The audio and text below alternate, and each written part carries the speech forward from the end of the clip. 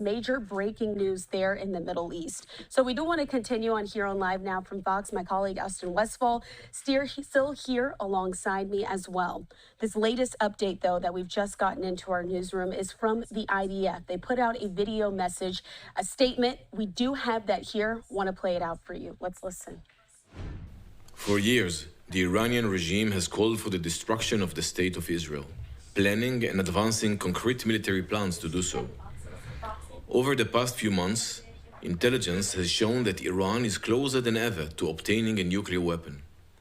This morning, the IDF began preemptive and precise strikes targeting the Iranian nuclear program in order to prevent the Iranian regime's ability to build a nuclear bomb in the immediate time frame. We have no choice. We are operating against an imminent and existential threat. We cannot allow the Iranian regime to obtain a nuclear weapon that would be a danger to Israel and the entire world. This operation is for our right to exist here, for our future and for our children's future. The State of Israel has the right and the obligation to operate in order to protect its people and will continue to do so. The IDF conducted significant preparations for this operation. We are well prepared, both in defense and offense, to defend ourselves. The IDF will continue to defend the State of Israel. And that has been the breaking news that we've been following for the last hour at this point. Again, putting up this message that was put out on their X account by the IDF, saying that the IDF launched a preemptive, precise, combined offensive to strike Iran's nuclear program. And dozens of IAF jets completed the first stage. That includes strikes on dozens of military targets, including nuclear sites in different areas of Iran. Today, Iran is closer than ever to obtaining a nuclear weapon. Weapons of mass destruction in the hands of the Iranian regime are an existential threat to the state of Israel and to the wider world. The state of Israel has no choice but to fulfill the obligation to act in defense of its citizens and will continue to do so everywhere it is required to do so, as we have done in the past. And again, we do want to continue on with this conversation here with my colleague, Austin Westfall, as well as Dr. Alon Burstein. He's been joining us for the last hour or so as we're breaking down the very latest. Dr. Alon, thank you so much for continuing to be with us here on Live Now. We just heard that video message that was put out by the IDF. What did you hear there? Is it some of the same as what we've been expecting as they're now speaking out? So, sorry, there's been a lot of updates in the last 4 or 5 minutes that that we were on commercial break. The biggest updates that I could say that have come out is there's been a list of prominent Iranian figures that, according to reports on the ground, again, very unofficial, according to reports on the ground, either their homes or their offices have been attacked. This includes Iran's chief of staff, the chief of staff of the military, Mohammad Bakri. According to some reports, he was actually assassinated. That's unconfirmed, but other reports say his house was attacked. The head of the Iranian Revolutionary Guard, Hussein Salami, also reports that his home and possibly his office were attacked. The head of Iranian's Air Force, commander of Iranian's Air Force, Amir Ali Hajizada, also reports that there was an attempt to assassinate him. Again, at this point, those are all reports that there are attempted assassinations of those top Iranian figures.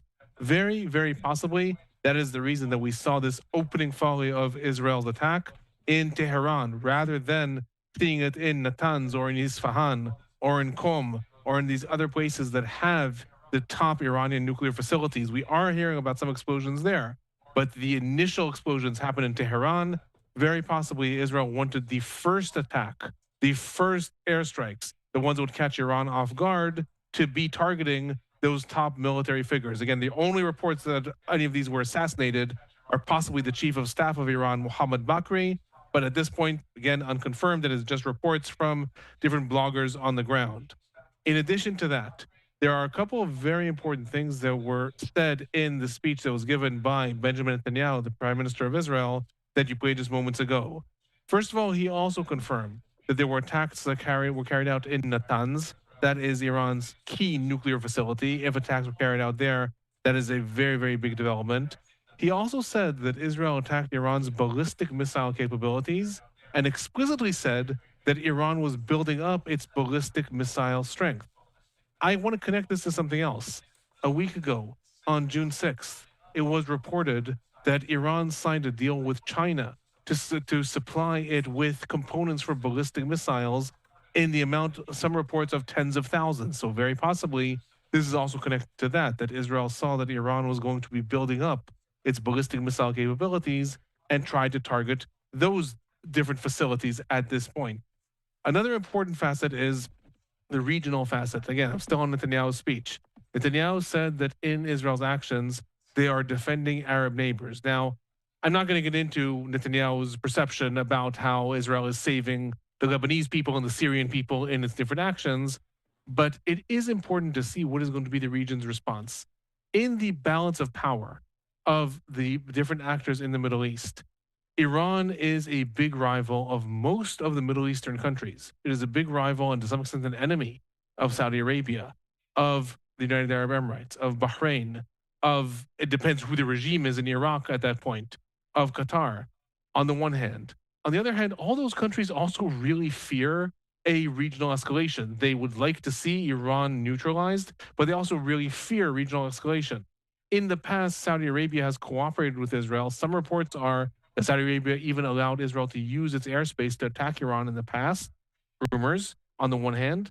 On the other hand, Saudi Arabia also very publicly said a few days ago it does not want Israel to attack Iran. It does not want to see this escalation. So Netanyahu is clearly trying to frame this as Israel is working for the moderate Arab states throughout the Middle East, but their response is going to be critical. Are all of them on the phone with Trump saying, Jesus, stop this? This has to stop, and maybe that pressure will bear fruit and Trump will call Netanyahu and say, stop? Or are they actually sitting back saying, you know what, good that someone is neutralizing Iran at this point?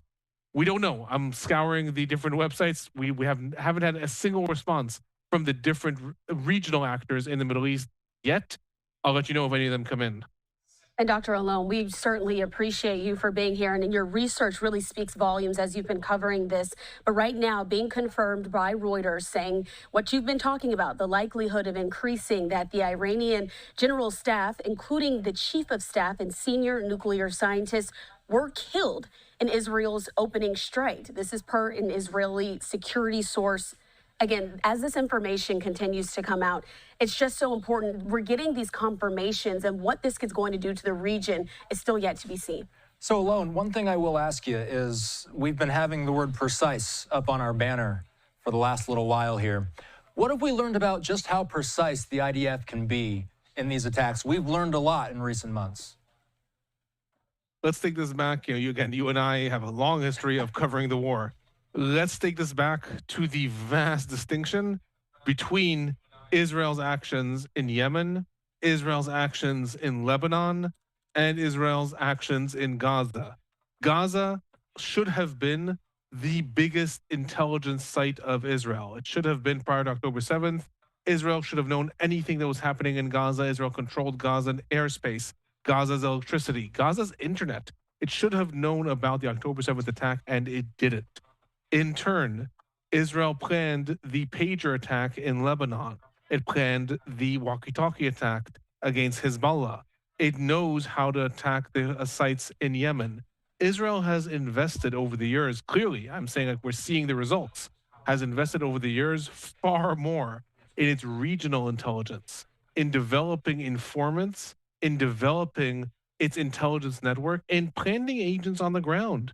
In Lebanon, in Syria, possibly in Yemen, certainly in Iran, maybe in Iraq, it has invested a lot more than it did with the Palestinian organizations in Gaza and to some extent the West Bank.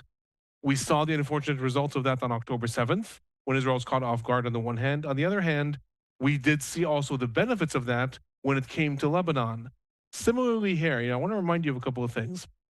Back several years ago, almost a decade ago, Israel published that it had managed to procure tens of thousands of documents, CDs, and the big press conference showing all the CDs and the different equipment that it managed to retrieve from the secret nuclear facilities in Iran as a result of its different agents. Also importantly, in April of 2024, the first time that Israel reportedly carried out an attack in Iran. It didn't actually confess to that. What happened is drones were launched from within Iran.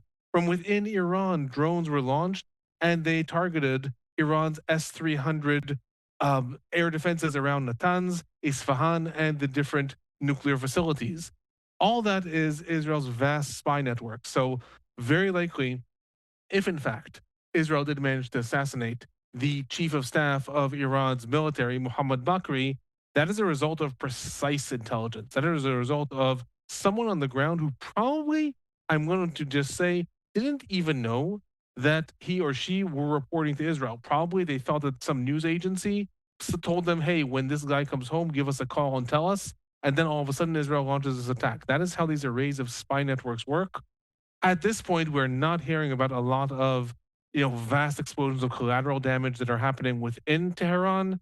All we're hearing about is the possible assassinations. But again, we don't actually know. I'm really anxious to hear what happened in Natanz. If Israel carried out a major attack in the nuclear facility there, that is going to be a big game changer. And the big thing that I'm constantly scouring the news for, and I'm almost shocked that I'm not seeing yet, is Iran's response. Where is the flipping the switch and the ballistic missiles in the air? Where are the different proxies of the militias across the Middle East? The fact that this hasn't happened, it doesn't mean that they can't. So if they can and they're not doing that, that tells me something, and very possibly they are trying to activate their allies to say, look, tell the United States we'll come to the deal you want.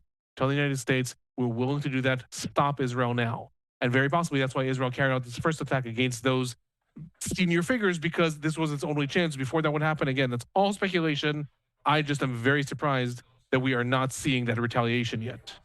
So, Alon, one thing that I'm going to be watching for as well, not only a response from Iran, but we've already heard the IDF go into detail about this. We've seen Netanyahu go into detail about this as well. You reported it to us before we even got the official updates from the news wires that there might be some higher-ranking officials that have been either killed or targeted in this attack. Reuters is seeming to indicate that the likelihood is that what you were reporting is going to, in fact, be the case. Can you expand on what we know about who these people are, why they're important, and what use they had in Iran's nuclear program? So the actual identity of the different people were reportedly targeted, and again, the only one that there is some speculation that may have been assassinated, or some confirmation that may have been assassinated, is the chief of staff. The array is interesting. The chief of staff, Mohammad Bakri, is not only the top-ranking general in Iran's military.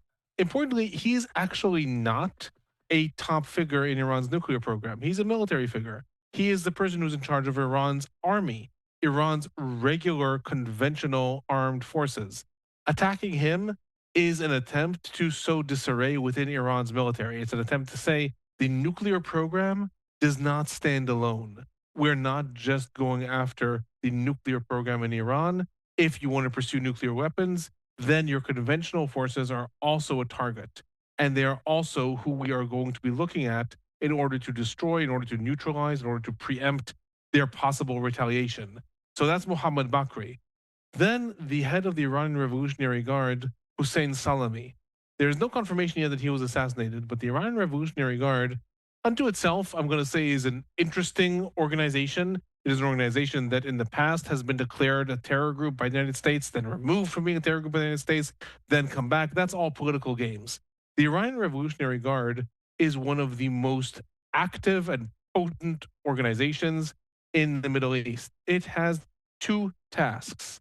One, protecting the revolution in Iran. So what that means is actually securing the top leaders in Iran and making sure that anyone who might be thinking that they would like to have a freer regime is targeted. They, for example, operate the morality police that is supposed to go through the streets and make sure that anyone who is acting in a way that doesn't go according to the revolution, whether that is women displaying their hair or men that are, listening to Western music, it doesn't matter. Like, whatever it is something that they target. Then there's the Middle Eastern factor. There's exporting the revolution. That is also the Iranian Revolutionary Guard. Qasem Soleimani, the chief of the Quds Brigade of the Iranian Revolutionary Guard that was assassinated during Trump's first administration. The Quds Brigade of the Revolutionary Guard is the brigade that is in charge of actually spreading the revolution. It's the one that was in charge of creating those militias, supplying the Houthis, supplying Hezbollah in Iraq, supplying Hezbollah in Lebanon. So assassinating him is also important, but it's also symbolic. It's basically telling Iran, we are going after everything that is important to you at this point, and every prominent figure within your security establishment. And especially doing that in Tehran. Again, the symbolism of doing that in Tehran is saying very, very explicitly, we are breaking all of those tacit rules. Again, those rules of the game, we are breaking them.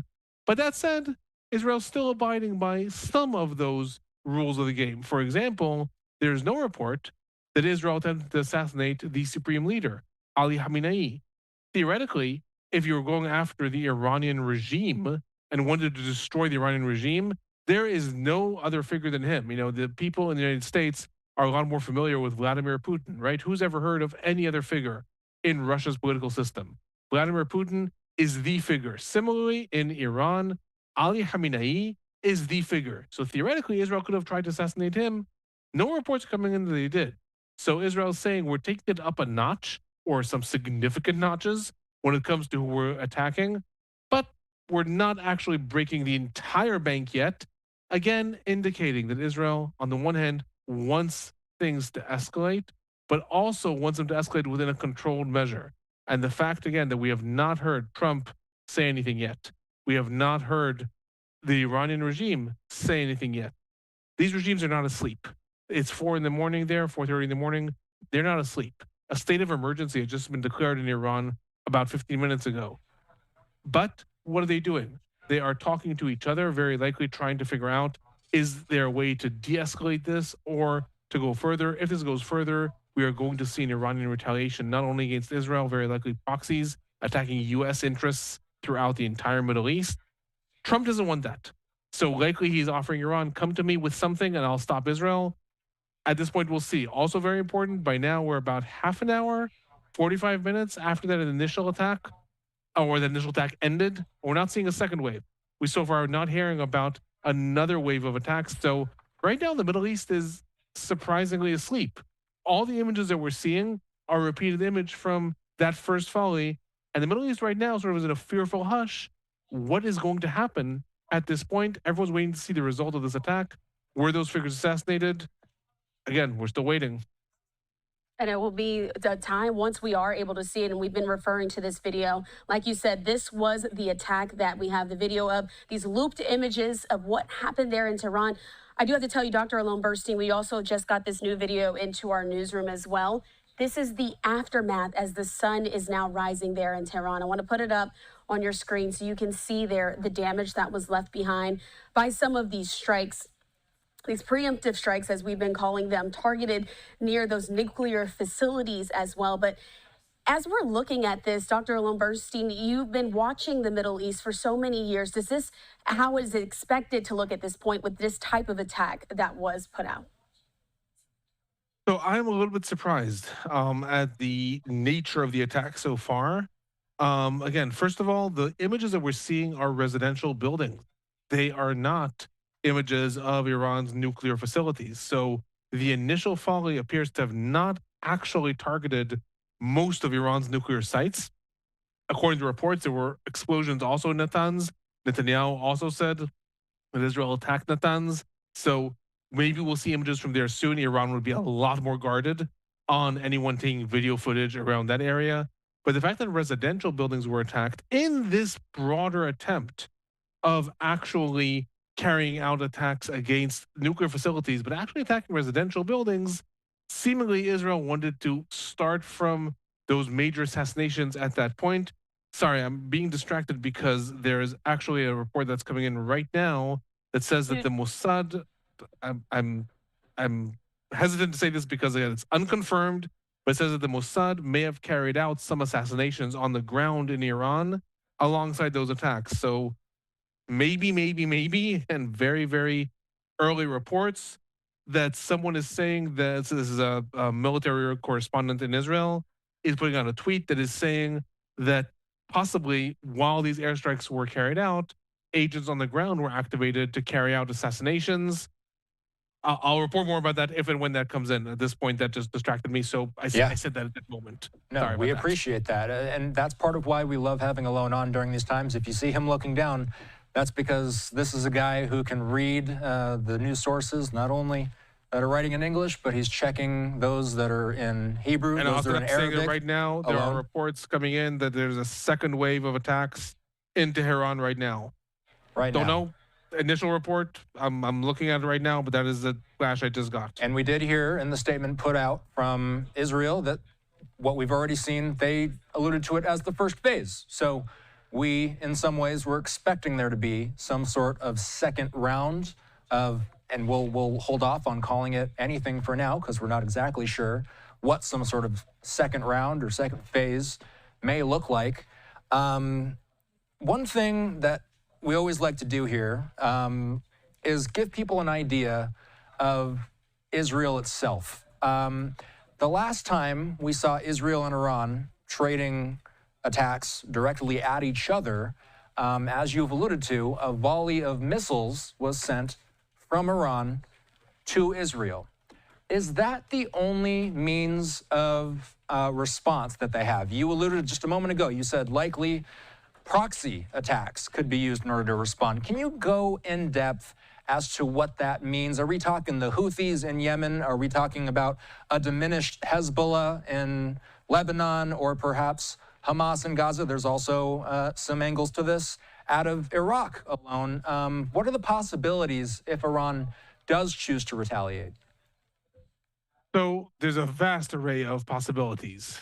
First of all, there's the direct attack from Iran, and that's what you mentioned. There's the possibilities of the ballistic missile retaliation or cruise missile, though cruise missiles would not actually carry any weight. But ballistic missile retaliation, Iran could also itself carry out a very different response if it wanted, which is to affect world commerce. If Iran were to close the Straits of Hormuz, which are the main straits that Iran actually dominates, the international waters from which most of the oil in the world that comes from Saudi Arabia and other regions of the Middle East is exported, Iran could block that off, could declare a naval blockade, and that would affect international commerce to a very, very high degree. Already, since this attack started 2 hours ago, the oil prices of barrels of oil have gone up 5%. So that could affect international trade also. That is another retaliation that Iran itself could launch.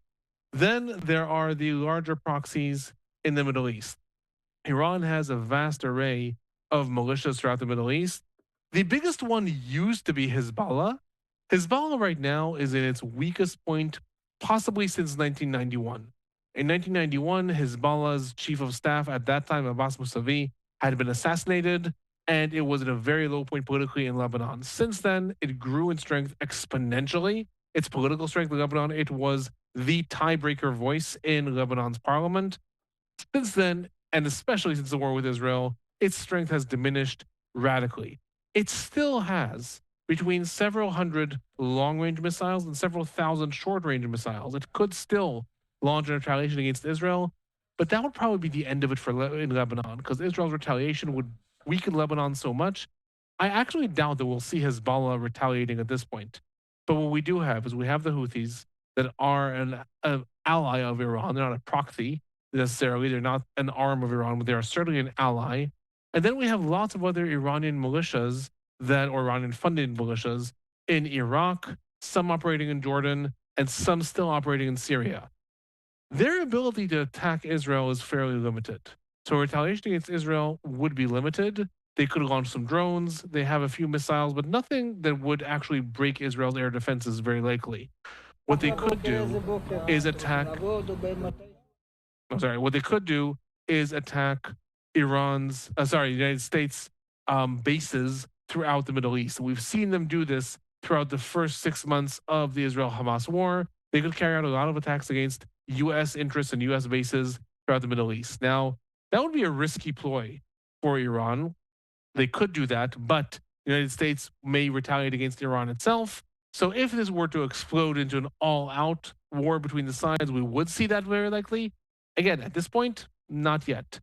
The last option that Iran may have after its direct retaliation, and then after those proxies, is activating agents within Israel. The two countries, Iran and Israel, have been working for years to plant spy networks throughout each other's countries. In Israel, we've seen this with the Mossad being very, very active within Iran. We have also seen an increasing attempt of Iran lately to develop spy networks within Israel. So far, they have seemingly been less successful. However, there was a newsflash that came out an hour ago that all of Israel's leadership has been moved to secure locations. That could be defense from ballistic missiles, but equally it could be an attempted defense against an assassination plot. Iran in the past has tried to assassinate Israel's former chief of staff, Moshe Boughi Ya'alon. That attempt failed, but we don't actually know. Again, October 7th has taught us to never say never. We don't actually know who might be a part of Iran's spy network in Israel. So that is the third level of retaliation that Iran may have, is to try to activate its own spy networks within Israel. Again, until now, we've not seen Iran's response. My bet is that we will see a direct response from Iran against Israel. If there is any retaliation, we will see Iran launching ballistic missiles against Israel, because that keeps it within the rules of the game between Iran and Israel. The minute proxies start to attack the United States is involved. Trump hates war. He definitely hates war. He also is very unlikely to withstand an attack against U.S. forces and not do anything. So in that case, the U.S. would be dragged into the war, and Iran would like to avoid that. The U.S. until now, again, is pretty adamant, saying we're not a part of this at this point. So that's the array of responses that I could see at this point. I'm glad you brought that up. But again, Dr. Alon Burstein, he's been with us for over the last hour as we're getting these breaking news reports in there, as Israel has now said some targeted attacks there in Iran. We appreciate you for joining us. Dr. Alon Burstein, we hope to speak with you just a little bit later. We do have to slide away now for a quick 2-minute commercial break. Stay right here with us on Live Now from Fox. We're going to continue to stay on top of this very developing story here. Stay with us. If you give me 1 second, there is a new video that just came out that the nuclear facility in Natanz, smoke is being seen above it. That's a video that's come out. And so that would be, that is the nuclear facility. Smoke is being seen. Don't know if that means that it was destroyed or a missile landed next to it. Smoke is being seen. That's all I'm seeing right now. It's a developing story, and there's a lot still to follow. Of course, Alon saying it's possible that there may be some sort of second wave. We're also getting some breaking news from the news wires. Christina, I know we have to hit that commercial break. We'll be back in a moment. We'll be back in just a moment.